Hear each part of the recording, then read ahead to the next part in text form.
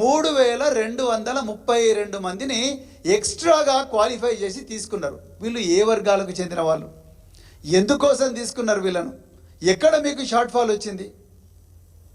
ఆ విషయాల్లో ఎక్కడ కూడా పబ్లిక్ సర్వీస్ కమిషన్ చెప్తలేదు, చీఫ్ సెక్రటరీ గారు కూడా చెప్తలేరు. రేవంత్ రెడ్డి గారు అయితే అసలు దాని సంబంధం లేనట్టే వ్యవహరిస్తూ ఉన్నారు. మిత్రులారా, ఇక్కడ జరిగే నష్టం తెలంగాణ సమాజానికి తెలవాలి. జీవో 29 ప్రకారం ఈ విధంగా రిక్రూట్మెంట్ జరిగితే జరగబోయేది ఏంటయ్యా అంటే, ఎస్సీలలో మెరిటోరియస్ అభ్యర్థులు ఎవరైతే ఉంటారో వాళ్ళు ఎస్సీ కోటాలోనే పరిగణించబడతారు జీవో 29 ప్రకారం. బీసీలలో ఎవరైతే మెరిటోరియస్ అభ్యర్థులు ఉంటారో వాళ్ళు బీసీ కోటాలోనే పరిగణించబడతారు. ఎస్టీలో ఎవరైతే మెరిటోరియస్ అభ్యర్థులు ఉంటారో వాళ్ళు ఎస్టీ కోటాలోనే పరిగణించబడతారు. అగ్రవర్ణాల్లో పేదలు ఎవరైతే మెరిటోరియస్ కోటాలో ఉంటారో వాళ్ళు కూడా అగ్రవర్ణాల్లో పేదల ఈడబ్ల్యూఎస్ కోటాలను పరిగణించబడతారు. వాళ్ళని ఎవ్వరిని కూడా ఓపెన్ కోటాలోకి రానివ్వడం. అంటే ఈ 40% అన్రిజర్వ్డ్ పోస్ట్స్ ఏవైతే 209 పోస్టులు ఉన్నాయో ఈ 209 పోస్టుల్లో ఎస్సీ, ఎస్టీ, బీసీ, మైనారిటీలు అదేవిధంగా అగ్రవర్ణాల్లో పేదలకు స్థానం లేదనేది ఇప్పుడు పబ్లిక్ సర్వీస్ కమిషన్ చేస్తున్న రిక్రూట్మెంట్ విధానం వల్ల చాలా క్లియర్గా అర్థమవుతున్నది.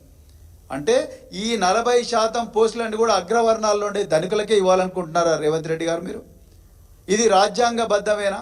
కాదు అంటే మరి క్లారిఫికేషన్ ఇవ్వండి. మీ చీఫ్ సెక్రటరీ గారని ఇవ్వాలి, లేకపోతే పబ్లిక్ సర్వీస్ కమిషన్ అని ఇవ్వాలి. పబ్లిక్ సర్వీస్ కమిషన్ ఇంతవరకు మేము అడిగిన ప్రశ్నలకు జవాబు చెప్పలేదు. వాళ్ళు ఇన్ఫార్మల్గా చర్చలు పెట్టి తెలిస్తే కాదు కదా. చీఫ్ సెక్రటరీ గారు ఇంతవరకు దీని మీద మాట్లాడలేదు. నేను ఓపెన్ లెటర్ కూడా రాయడం జరిగింది. ఈ విధంగా రిజర్వ్డ్ అభ్యర్థులకు అన్యాయం జరుగుతూ ఉన్నది అనేది చాలా క్లియర్గా మేము చెప్పడం జరిగింది. అదేవిధంగా ఈ సందర్భంగా సుప్రీంకోర్టు జడ్జిమెంట్లను కూడా మేము ఉటంకించడం జరిగింది.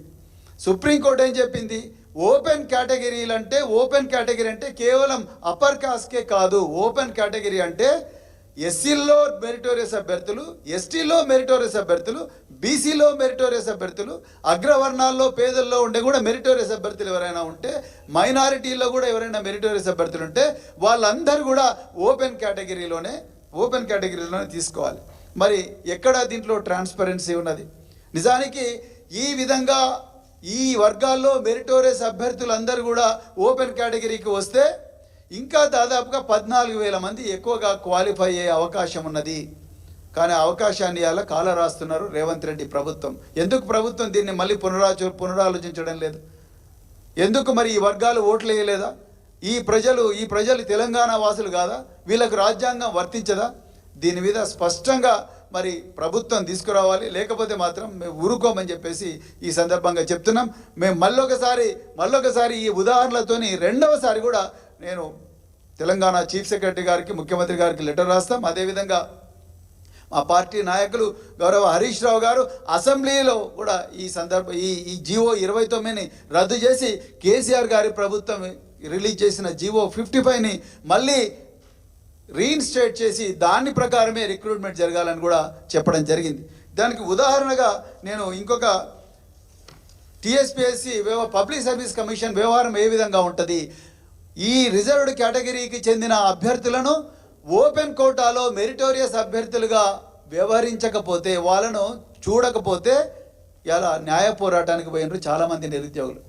అందులో ఒక అమ్మాయి మరి చాలా 10 సంవత్సరాల పోరాటం చేస్తే కోర్టు ఆ అమ్మాయికి మరి ఉద్యోగం ఇచ్చిందంటే 3 మెరిటోరియస్ అభ్యర్థులను రిజర్వ్ కేటగిరీలో చూపిస్తే అది తప్పని చెప్పి కోర్టు వాళ్ళందరినీ కూడా ఓపెన్ కేటగిరీలోనే పరిగణించాలి.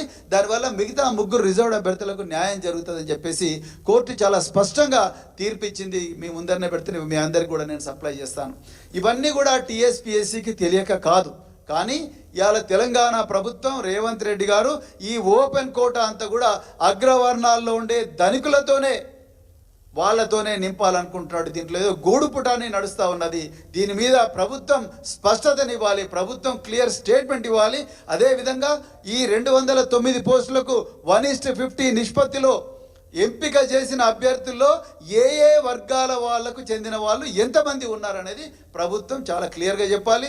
ఓపెన్ కోటా కటాఫ్ చెప్పాలి, ఎస్సీ కోటా కటాఫ్ చెప్పాలి, బీసీ కోటా కటాఫ్ చెప్పాలి, అదేవిధంగా మరి మైనారిటీ కటాఫ్ చెప్పాలి, ఎకనామికల్లీ వీకర్ సెక్షన్స్ కటాఫ్ చెప్పాలి, అదేవిధంగా మిగతా కటాఫ్స్ అన్నీ కూడా చెప్పినప్పుడే దీంట్లో స్పష్టత వస్తుంది. అంతే తప్ప ఇంతవరకు కోర్టుల కేసు పడలేదు, ఇప్పుడు మళ్ళీ కోర్టు కేసులు పడితే మళ్ళీ ఎగ్జామ్ ముందర నడవదని ఈ ఎమోషనల్ బ్లాక్మెయిల్ చేయడం కరెక్ట్ కాదు.